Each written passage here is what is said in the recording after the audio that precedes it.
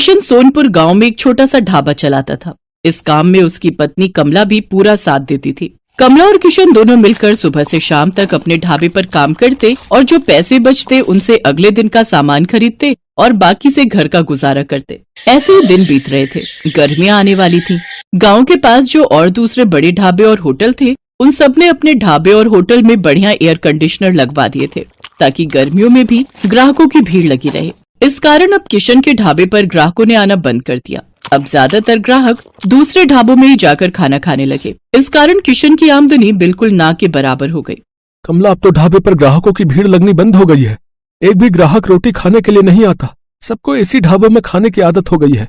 और वैसे भी गर्मी के मौसम में कौन भला हमारे इस छोटे से पुराने ढाबे पर खाना खाएगा। सबको एसी की ठंडी हवा में खाना खाना अच्छा लगता है, पर हमारे पास तो इतने पैसे भी नहीं है कि हम बड़ा और महंगा एसी लगवा सकें। कैसे गुजारा चलेगा कमला, कुछ समझ नहीं आ रहा है। इसी बात को लेकर तो मुझे भी चिंता हो रही है। ग्राहक नहीं आते तो खाना भी रोजाना का खराब हो रहा है। हमारा तो बहुत नुकसान हो जाएगा। अब तो थोड़े से ही पैसे बचे हैं जिनसे सिर्फ एक दाल और रोटी बना सकते हैं। उसके अलावा हम कुछ नहीं बना सकते। किशन भाई, गर्मी में यहाँ बैठकर खाना बहुत मुश्किल है। आज तो मैं गलती से बैठ गया, नहीं तो अब तो मैं एसी वाले ठंडे ढाबे में ही खाना खाऊंगा। वहाँ थोड़े पैसे ज्यादा होते हैं पर आराम से खाना तो खा लेते हैं। लाओ, कितने पैसे हो गए? 50 रुपए। ये लो, और इस ढाबे का कुछ करो और साथ में एसी ढाबा करो इसे, नहीं तो कोई खाना खाने नहीं आएगा। दिन पर दिन किशन और कमला परेशान रहने लगे। अब तो इक्का दुक्का ही ग्राहक उनके ढाबे पर आता। इस कारण किशन ने सिर्फ एक दाल और रोटी बनानी शुरू कर दी, क्योंकि बाकी चीजें अगर वो बनाए तो ग्राहक नहीं आए तो खराब हो जाएंगी और फिर पैसे भी तो चाहिए। इसी कारण वो जैसे तैसे अपना ढाबा थोड़ा बहुत चला रहा था। कमला, आज बस 250 रुपए की कमाई हुई है। अब तो कोई रास्ता ही नजर नहीं आ रहा है। मुझे लगता है हमें अपना ढाबा बंद करना होगा। किशन के ढाबे के सामने एक बहुत बड़ा ढाबा था। वहाँ ग्राहकों की भीड़ लगी रहती थी, क्योंकि इस साल ही वहाँ के मालिक रघु ने बहुत ही बढ़िया मरम्मत करवाकर ढाबे में एसी लगवा दिया था। क्या बात है किशन, आज भी तेरे ढाबे पर कोई नहीं आया? एक काम कर, ढाबे पर ताला लगा दे। अब तेरा ढाबा नहीं चलने वाला। इतनी भारी गर्मी में एसी के बिना कोई खाना खाने नहीं आएगा, और तेरे पास इतने पैसे नहीं है कि तू मेरी तरह इतना महंगा एसी लगवा सके। और मैंने एक नहीं दो एसी लगवाए हैं, तब जाकर अच्छी कमाई हुई है। किशन और कमला ने सोच लिया था कि अब इस ढाबे को बंद कर देंगे। थोड़ा बहुत राशन रखा था, जिससे उन्होंने आज का ढाबे का खाना बना लिया था। कमला, ये दाल और रोटी जो बनाई है बस आज की बेच लेते हैं, कल से ताला लगा ही देंगे।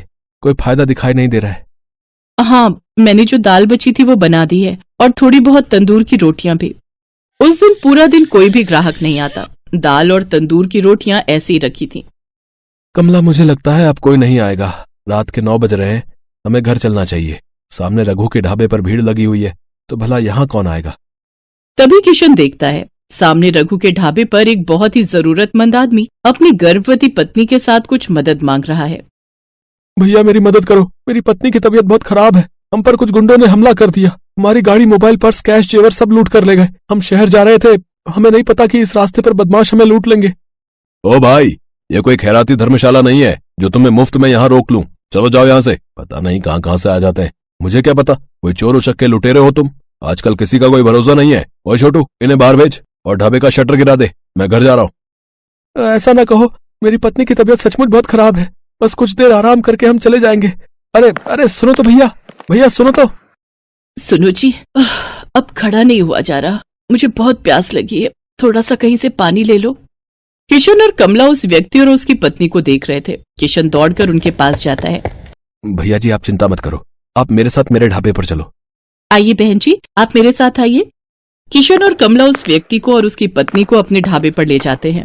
साहब, ये दाल और रोटी आप खा लो, यहाँ कोई चिंता वाली बात नहीं है। पता नहीं, हम तो पहली बार इस रास्ते से गुजर रहे थे। जंगल का रास्ता था और पता ही नहीं चला कि कब इन बदमाशों ने हमारी गाड़ी को रोक लिया। किसी तरह से उनसे रहम की भीख मांगकर मैं अपनी पत्नी को सुरक्षित बचा कर लाया। मुझे धन दौलत की कोई कमी नहीं है। बस मैं तो कुछ देर आराम करने के लिए वहाँ सामने के ढाबे से मदद मांग रहा था, पर उन्होंने तो मेरी बात पूरी सुने बिना ही मुझे मना कर दिया। मैं अगर आज कुछ देर वहाँ रुकता तो अगले दिन अपने नौकर के हाथ पैसे भिजवा देता। तुम बहुत भले हो, तुमने भी तो बिना जाने पहचाने आज हमारी मदद कर दी। अच्छा, तो तुम ये ढाबा चलाते हो? साहब, चलाता तो हूँ, पर आज मेरा इस ढाबे पर आखिरी दिन था। मैं इस ढाबे को बंद कर रहा था। शायद आपकी किस्मत में आज मेरे ढाबे की रोटी खाना लिखा था। किशन अपना सारा दुख उस व्यक्ति को बताता है। चिंता मत करो भाई, अब तुम्हें इस ढाबे को बंद नहीं करना पड़ेगा। मेरा नाम वीरेंद्र सिंह है, मैं शहर का जाना माना व्यापारी हूँ। मेरे पास भगवान का दिया सब कुछ है, बस एक औलाद की कमी थी, वो भी भगवान ने हमारी झोली में खुशियां देकर पूरी कर दी। आज मेरी पत्नी की तुमने बहुत मदद की है, अब उसकी तबीयत में भी सुधार है और हम पति पत्नी सुरक्षित घर पहुंच जाएंगे। इससे बड़ी और क्या बात होगी। सुषमा, अब तुम्हें कैसा लग रहा है? मैं बिल्कुल ठीक हूँ जी। कमला ने मेरी बहुत देखभाल की है, अब मुझे बिल्कुल ठीक लग रहा है। अब मैं सफर कर सकती हूँ। किशन, तुम चिंता मत करो, मैं कुछ दिनों में तुम्हारे पास आता हूँ। तुम्हारे इस ढाबे को एसी ढाबा बनाने की जिम्मेदारी मेरी है। किशन और कमला की खुशी का ठिकाना नहीं था। उन्होंने किसी मजबूर की सहायता की तो भगवान ने उनकी सहायता की। कुछ दिनों बाद जब वीरेंद्र सिंह लौटता है तो उसके हाथ में एक मिठाई का डिब्बा था। उसकी पत्नी के बेटा हुआ था। बेटा होने की खुशी जानकर कमला और किशन भी बहुत खुश होते हैं। वीरेंद्र सिंह अपने खर्चे से किशन और कमला को एक बहुत ही बढ़िया और बड़ा एसी ढाबा बनाकर देता है, जो फुली एयर कंडीशनर था। किशन का ढाबा किसी बड़े 5 स्टार होटल से कम नहीं था। अब तो ग्राहकों की भीड़ उस ढाबे पर आने लगी। ढाबा देखने में बहुत सुंदर था। किशन ने गांव के और भी मजबूर लोगों को अपने ढाबे में नौकरी दी। किशन गरीबों के लिए उस ढाबे पर मुफ्त खाना था। वीरेंद्र सिंह अपनी पत्नी के साथ अक्सर किशन के ढाबे पर आ जाता था। आज किशन के कारण ही वीरेंद्र सिंह का परिवार सकुशल था और वीरेंद्र सिंह ने भी किशन के लिए जो किया वो किसी बड़े उपकार से कम नहीं था। तभी तो कहते हैं कि भगवान अच्छों के साथ हमेशा अच्छा ही करते हैं, इसलिए हमें सदैव मजबूर लोगों की सहायता करनी चाहिए। छोटू, चल बेटा जरा जल्दी कर। वो 5 नंबर वाले टेबल पर कस्टमर बहुत देर से खाने का इंतजार कर रहा है और बाहर भी लाइन बढ़ती जा रही है। इतना लेट करेंगे तो सब बगल वाले होटल में चले जाएंगे। बस मालिक, 5 नंबर वाले का ऑर्डर तैयार है और यहाँ कुछ टेबल भी बस खाली होने वाली हैं, तो बाहर वाले कस्टमर्स अब अंदर आ सकते हैं। ये है सत्यभान और इसका होटल अतिथि देवो भव। जैसा इस होटल का नाम था ठीक वैसा ही यहाँ का काम था। होटल के अंदर आने से पहले हर कस्टमर का तिलक किया जाता था और फिर बड़े ही सम्मान के साथ उसे बिठाकर खाना परोसा जाता था। इस अनोखे तरीके की वजह से ही सत्यभान का ये होटल बहुत मशहूर था और बड़ी दूर दूर से लोग यहाँ खाना खाने आते थे। होटल के खाने का बढ़िया स्वाद और यहाँ की साफ सफाई भी एक बड़ी वजह थी कि आसपास के कई होटलों और ढाबों को छोड़कर कस्टमर सत्यभान के पास ही आते थे। सर, मेरा नाम रमन है, मैं पब्लिक टाइम्स अखबार से आया हूँ, मुझे आपका इंटरव्यू करना है। अच्छा, हाँ, क्यों नहीं, आइए आइए। रुकिए, पहले मैं आपका तिलक करूंगा। हाँ, अब ठीक है, अब आप यहाँ आराम से बैठिए। छोटू, जल्दी से साहब के लिए गर्मा गर्म कचौड़ियाँ और बढ़िया चाय तो लेकर आ। हाँ तो सत्यभान जी, सबसे पहले मैं आपका पूरा होटल और यहाँ की किचन देखना चाहूंगा। वैसे सुना तो मैंने ये है कि आप किसी को भी अपनी रसोई में लेकर नहीं जाते, लेकिन मुझे तो आपके वहाँ लेकर जाना ही होगा, वरना ये इंटरव्यू अधूरा रह जाएगा।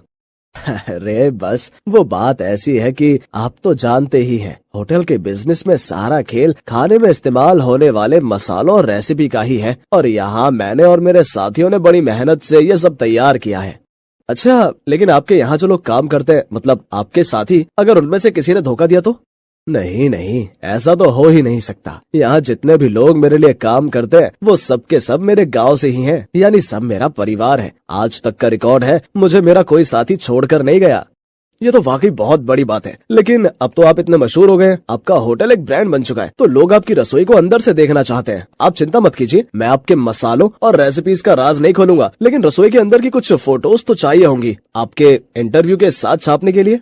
सत्यभान उस पत्रकार को समझाने की कोशिश करता है, लेकिन वो खुद ही उस पत्रकार की बातों में फंस जाता है। अखबार में अपना इंटरव्यू और फोटो छपने की बात से वो बहुत खुश था और इसी खुशी में वो बह गया और उस पत्रकार को उसने अपने होटल का एक एक कोना बहुत अच्छे से दिखाया। साथ ही अपनी रसोई में ले जाकर अपने सारे तौर तरीकों और रेसिपीज का भी अनजाने में खुलासा करता गया। वो पत्रकार होटल की लगभग हर चीज की तस्वीर ले रहा था। इंटरव्यू के दौरान उसने सत्यभान से कई सवाल पूछे, जिनके जवाबों में सत्यभान के सारे सीक्रेट खुलते जा रहे थे। अच्छा सत्यभान जी, बहुत अच्छा लगा आपसे मिलकर। इंटरव्यू के लिए शुक्रिया, अब मैं चलता हूँ। जी, आपका बहुत शुक्रिया। अब वैसे ये सब कब छपेगा अखबार में? बस यही 1-2 दिन में, मैं आपको फोन पर इन्फॉर्म करूंगा।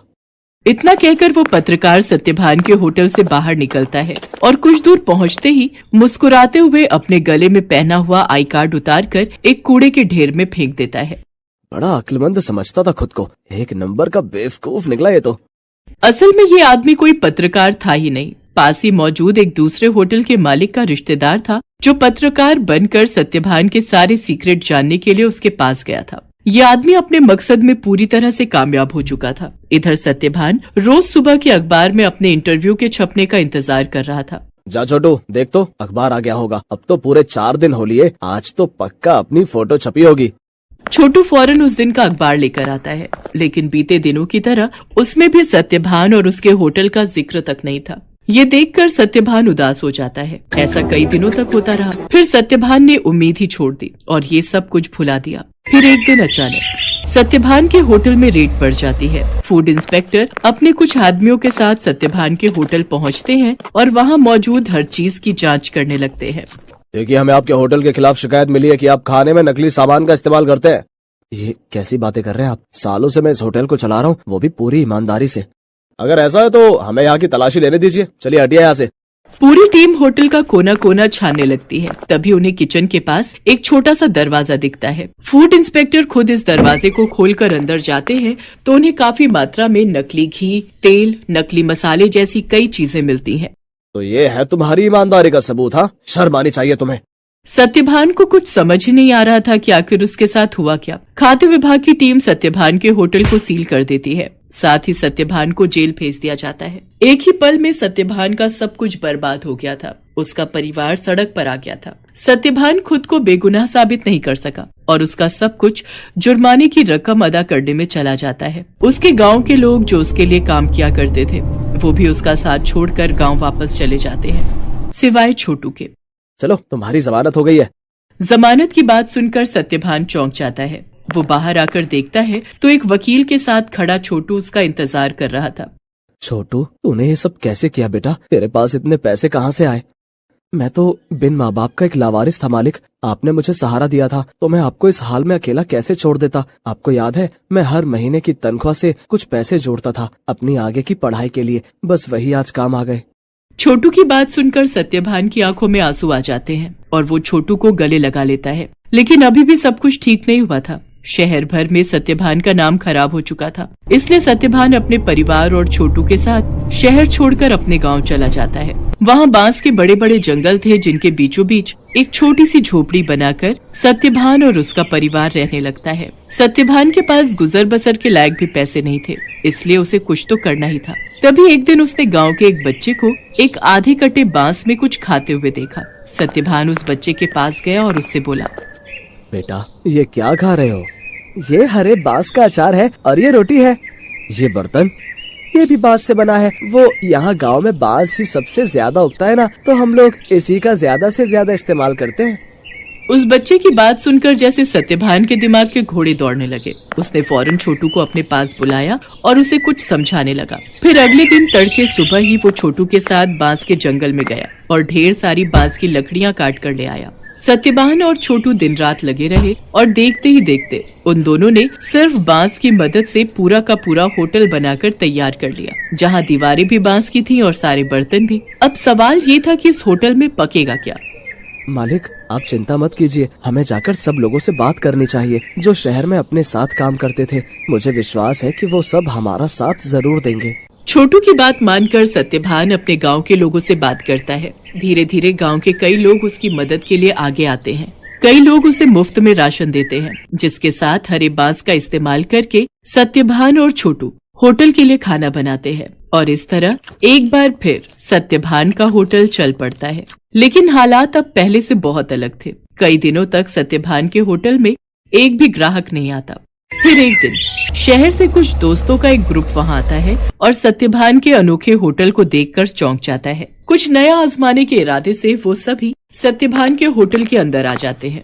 सत्यभान उन सब की बहुत ही अच्छे से खातिरदारी करता है और फिर भाई वाह, मजा आ गया। ये तो बिल्कुल ही नया एक्सपीरियंस था। शहर से इतनी दूर इतनी अच्छी सर्विस और उससे भी बढ़िया खाना।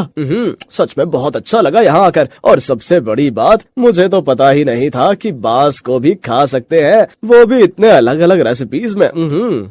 सत्यभान के खाने और अलग किस्म के होटल की तारीफ वो सभी दोस्त अपने दूसरे दोस्तों से जाकर करते हैं, जिसके चलते और भी लोग खास तौर पर सत्यभान के होटल में खाना खाने वहां पर आते हैं। सत्यभान की सर्विस और खाना बहुत जल्दी अपना पहचान बना रहा था। लोग शहर के हाई फाई होटल छोड़कर सत्यभान के पास गांव में आ रहे थे। धीरे धीरे सत्यभान की गाड़ी पटरी पर आने लगती है और उसके पुराने साथी जो गांव में ही थे वो भी उसके पास काम पर लौट आते हैं। मालिक, भगवान की दया से अब सब ठीक हो रहा है, लेकिन अब तक ये समझ नहीं आया कि आखिर वो सब नकली सामान उस दिन अपने होटल में आया कहाँ से। ये पहेली तो सच में सुलझानी ही होगी छोटू। मुझे लगता है मुझे कुछ करना चाहिए। सत्यभान के पास अब इतने पैसे जमा हो चुके थे कि वो अपने खिलाफ रची गई साजिश की जांच करवा सकता था। वो अपने केस को रीओपन करवाता है और एक प्राइवेट डिटेक्टिव की मदद से सारा सच बाहर निकलवाता है। असल में रमन जो सत्यभान के पास पत्रकार बनकर आया था, ये सब उसके और उसके रिश्तेदार की सांठगांठ थी, जो सत्यभान के पुराने होटल के पास ही अपना होटल चलाता था। साथ ही सत्यभान की तरक्की से जलता भी था। रमन के द्वारा जुटाई गई जानकारी की मदद से ही वो सारा नकली सामान रातों रात चुपके से सत्यभान के होटल के अंदर पहुंचाया गया था। प्राइवेट डिटेक्टिव ने सारे जरूरी सबूत जुटा लिए थे, जिनकी मदद से दूध का दूध और पानी का पानी हो गया। दोषियों को सजा मिली और सत्यभान को उसकी खोई हुई इज्जत। शहर में मौजूद सत्यभान की सारी संपत्ति उसे वापस मिल जाती है, जहां सत्यभान फिर से अपना होटल शुरू करता है, लेकिन बिल्कुल नई थीम, नए तौर तरीकों और नई रेसिपी